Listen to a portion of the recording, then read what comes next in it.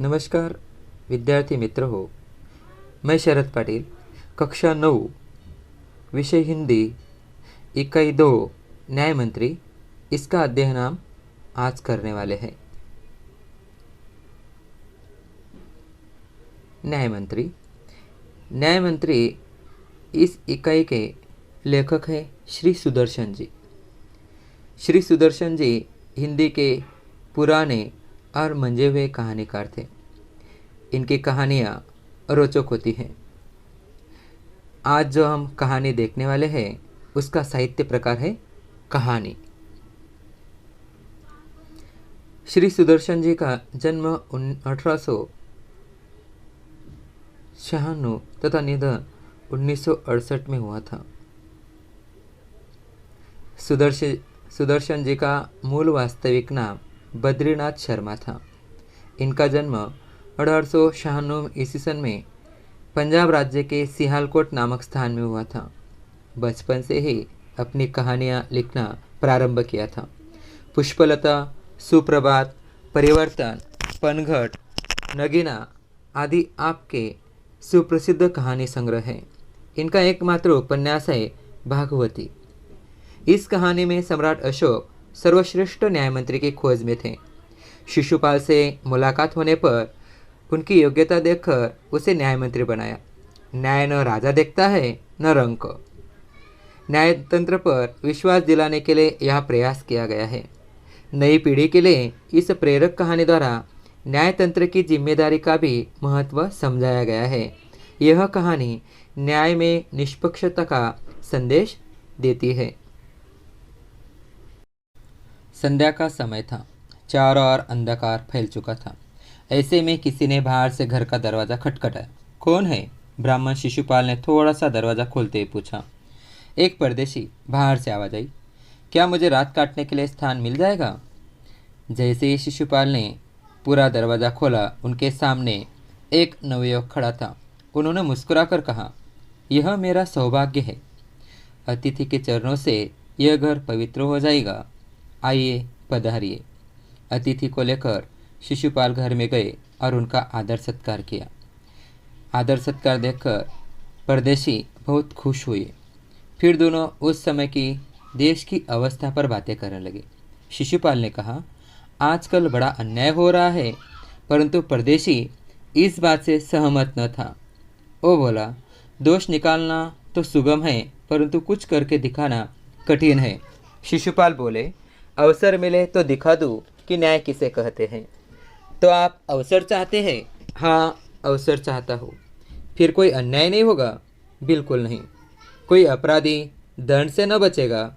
नहीं। परदेशी ने मुस्कुराकर कहा, यह बहुत कठिन काम है। ब्राह्मण के लिए कुछ भी कठिन नहीं है। मैं न्याय का डंका बजाकर दिखा दूंगा। मैं न्याय किसे कहते हैं यह सबको बता दूंगा। ऐसा ब्राह्मण शिशुपाल ने कहा। परदेशी धीरे से मुस्कुराए पर कुछ न बोले। वे सो गए। सुबह उठकर परदेशी ने शिशुपाल को धन्यवाद देकर उनसे विदा ली। कुछ दिनों बाद शिशुपाल के घर कुछ सिपाही आए और उन्हें दरबार में चलने के लिए कहा। शिशुपाल घबरा गए। वे समझ नहीं सके कि सम्राट ने उन्हें क्यों बुलाया है। कहीं उस परदेशी ने तो सम्राट से झूठी सच्ची शिकायत नहीं कर दी। दरबार में पहुंचकर शिशुपाल का कलेजा धड़कने लगा कि क्या होगा। कहीं मुझसे गलत तो नहीं कहा गया। लेकिन जब वह दरबार में पहुँचे तो वह घबरा गए, क्योंकि राजा कोई और नहीं तो सम्राट, वो परदेशी जो थे वह सम्राट अशोक जी थे। सम्राट बोले, ब्राह्मण देवता, मैं आपको न्याय का अवसर देना चाहता हूँ। आप तैयार है? और आपने तो मुझे पहचान ही लिया होगा। पहले तो शिशुपाल घबराए, फिर बोले, यदि सम्राट की यही इच्छा है तो मैं तैयार हूँ। बहुत ठीक, कल से आप न्याय मंत्री हुए, सम्राट ने कहा और अपने हाथ से अंगूठी उतारकर शिशुपाल को पहना दी। यह सम्राट अशोक की राजमुद्रा थी। अब शिशुपाल न्याय मंत्री थे। उन्होंने राज्य की समुचित व्यवस्था करना आरंभ कर दिया।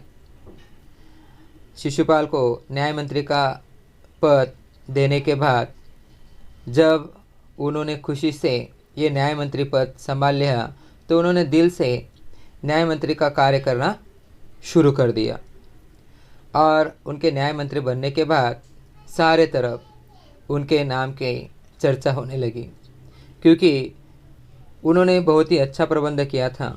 राज्य में पूरी तरह से शांति रहने लगी थी, किसी को किसी प्रकार का भय नहीं था। यहाँ तक कि लोग अब निडर बनकर न घबराते हुए घूमने लगे थे। यहाँ तक कि वह अपने घरों में दरवाजे पर ताला लगाना भी उन्होंने छोड़ दिया था। चारों तरफ न्याय मंत्री के सुप्रबंध और न्याय की धूम मच गई थी। लगभग 1 महीने बाद किसी ने रात में एक पहरेदार की हत्या कर दी। सुबह होते ही ये बात चारों तरफ फैल गई। लोग बड़े हैरान थे। शिशुपाल की तो नींद ही उड़ गई। उन्होंने खाना पीना छोड़कर अपराधी का पता लगाने में रात दिन एक कर दिया। वो सोचने लगे कि ऐसा कैसे हुआ। उन्होंने इतना अच्छा प्रबंध किया था, फिर भी किसी ने कैसे हत्या कर दी। बहुत प्रयत्न करने के बाद जब अपराधी का पता चला तो शिशुपाल के आश्चर्य का ठिकाना न रहा। स्वयं सम्राट ने उस पहरेदार की हत्या की थी। सम्राट को अपराधी घोषित करना बहुत ही कठिन काम था। शिशुपाल करे भी तो क्या करे। एक और वे न्याय मंत्री थे और दूसरी ओर सम्राट के सेवक। परंतु न्याय की दृष्टि में सम्राट और साधारण व्यक्ति में कोई अंतर नहीं होता। अगले दिन शिशुपाल दरबार में पहुँचे। वो सोच विचार करते ही रहे और दरबार में पहुँचने के बाद सम्राट अशोक सिंहासन पर विराजमान थे। आते ही उन्होंने शिशुपाल से पूछा, अपराधी का पता चल गया? न्याय मंत्री ने साहसपूर्वक कहा, जी हाँ, चल गया। तो फिर उसे उपस्थित करो। न्याय मंत्री कुछ रुके, फिर अपने उच्च अधिकारी को संकेत करते हुए बोले, धनवीर, इन्हें गिरफ्तार कर लो, मैं आज्ञा देता हूँ। उन्होंने सम्राट अशोक की ओर इशारा किया था। दरबार में निस्तब्धता छा गई। सम्राट का चेहरा क्रोध से लाल हो गया। वे सिंहासन से खड़े हो गए और बोले, इतना साहस? न्याय मंत्री ने ऐसा भाव प्रकट किया जैसे कुछ सुना ही न हो। वो निर्विकार होकर चुपचाप खड़े रहे। उन्होंने अपने शब्दों को फिर दोहराया, धनवीर, देखते क्या हो, अपराधी को गिरफ्तार करो। दूसरे ही क्षण सम्राट के हाथों में हथकड़ी पड़ गई। न्याय मंत्री ने कहा, अशोक, तुम पहरेदार की हत्या का आरोप लगाया जाता है, तुम इसका क्या उत्तर देते हो? सम्राट तो होठ काटकर रह गए कि वह उत्तर कैसे दे सकते थे। वो असमंजस में पड़ गए। न्यायमंत्री ने फिर पूछा, तो तुम अपराध स्वीकार करते हो? सम्राट अशोक ने कहा, हाँ, मैंने उसे मारा अवश्य है, पर वह उदंड था। सम्राट का उत्तर था, वह उदंड था या नहीं, लेकिन तुमने एक राज कर्मचारी की हत्या की है। तुम अपराधी हो, तुम्हें मृत्युदंड दिया जाता है। न्यायमंत्री ने निर्णय दिया।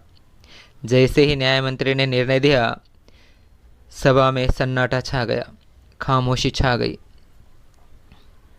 सब न्यायमंत्री का निर्णय सुन सम्राट ने भी सिर झुका लिया। वे शिशुपाल के आंखों में आंखें डाल नहीं पा रहे थे। वे तो स्वयं शिशुपाल की परीक्षा में सफल हो गए थे। सम्राट का हृदय ऐसे व्यक्ति को पाकर गदगद हो रहा था, लेकिन वह अंदर ही अंदर बहुत ही प्रसन्न हो रहे थे। जिसकी उन्हें तलाश थी वह पूरी हो चुकी थी। तभी न्यायमंत्री का संकेत पाकर एक कर्मचारी सम्राट अशोक की सोने की मूर्ति लेकर उपस्थित हो गया। तब न्यायमंत्री ने खड़े होकर कहा, सज्जनों, ये सच है कि मैं न्याय मंत्री हूँ, और ये भी सच है अपराधी को दंड मिलना चाहिए, परंतु अपराधी और कोई नहीं, स्वयं सम्राट अशोक है। और शास्त्रों में राजा को ईश्वर का रूप माना गया है, इसीलिए उसे ईश्वरीय दंड दे सकता है। अंततः मैं आज्ञा देता हूँ कि सम्राट अशोक को चेतावनी देकर छोड़ दिया जाए और उनके स्थान पर इस सोने की मूर्ति को फांसी पर लटका दिया जाए, जिससे लोगों को शिक्षा भी मिले और न्याय भी हो जाए। न्याय मंत्री का न्याय सुनकर लोग जय जयकार कर उठे। जब सब लोग चले गए तो शिशुपाल ने राज मुद्रा सम्राट अशोक के सामने रख दी और बोले, महाराज, ये राज मुद्रा वापस ले ले, मुझसे ये बोझ नहीं उठाया जाएगा। अशोक ने सम्मान भरी दृष्टि से उनकी ओर देखते हुए गदगद कंठ से कहा। वह बहुत ही भावविभोर हो गए। आपने मेरी आंखें खोल दी है, आपका साहस प्रशंसनीय है। ये बोझ आपके अतिरिक्त और कोई नहीं उठा सकता। न्याय मंत्री निरुत्तर हो गए। विद्यार्थी मित्रों, आज हमने न्याय मंत्री श्री सुदर्शन जी की रोचक कहानी का अध्ययन किया। इस कहानी में सम्राट अशोक ने किस तरह से सच से न्याय मंत्री की तलाश की और न्याय किस तरह से निष्पक्ष होकर दिया जाता है, उसका उदाहरण हमें इस कहानी के माध्यम से देखने को मिलता है। धन्यवाद।